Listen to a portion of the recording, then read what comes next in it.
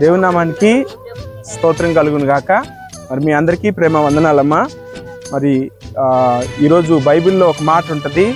అదేంటంటే క్రియలేని విశ్వాసము మృతము వ్యర్థము. అంటే మనం ప్రభువుని నమ్ముకుని దేవుని నమ్ముకుని కేవలం ప్రేమపూర్వక మాట్లాడటం కాదు, కానీ మన చేతనైన సహాయము తోటి వారికి చేయాలి. కనుక ఈరోజు సహోదరి క్లారిజా అనే సహోదరి పుట్టినరోజు. వారి తండ్రి గారు చంద్రశేఖర్ గారు ఈరోజు మనల్ని ప్రేమించి మీ అందరి కొరకు ఈ యొక్క స్వీటు అలాగనే చెప్పులు కూడా, ఎండాకాలం కాబట్టి చెప్పులు కూడా మీ కొరకు ఏర్పాటు చేశారు.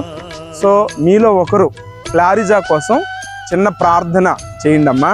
క్లారిజా అనే సహోదరి కొరకు ప్రార్థన చేయండి. స్తోత్రం దేవాతి దేవుడి నాయన యేసయ్యా, నీకే వందనాలు నాయన. అయ్యా నీకే లెక్కలేని వందనాలు నాయన.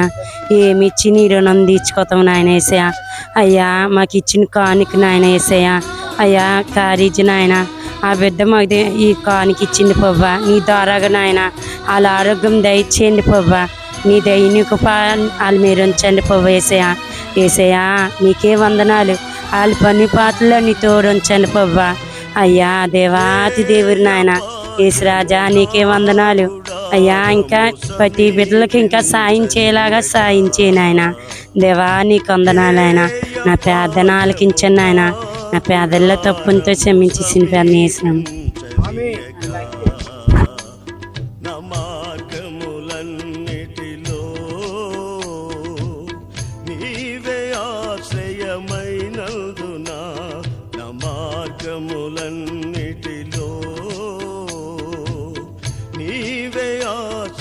మైనందున కృపామయుడా నీలో నా కృపామయుడా నీలో నా నివసింపజేసినందున ఇదిగో నా స్తుతుల సింహాసనం నీలో నివసింపజేసినందున ఇదిగో నా స్తుతుల సింహాసనం కృపామయుడా.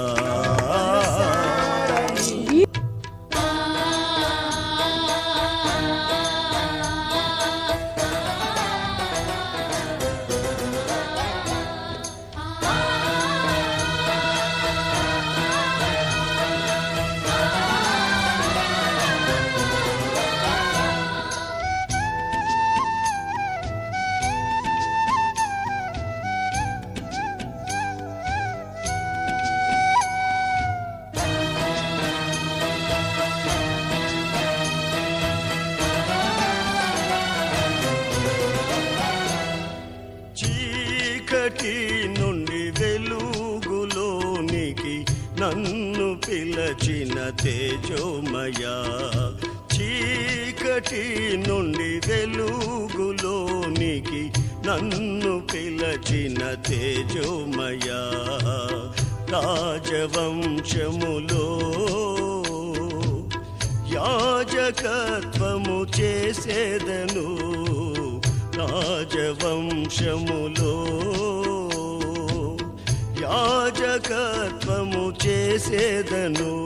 కృపామయుడా నీలో నా కృపామయుడా నీలో నా నివసింపజేసినందున ఇదిగో నా స్తుతుల సింహాసనం నీలో నివసింపజేసినందున ఇదిగో నా స్తుతుల సింహాసనం కృపామయుడా.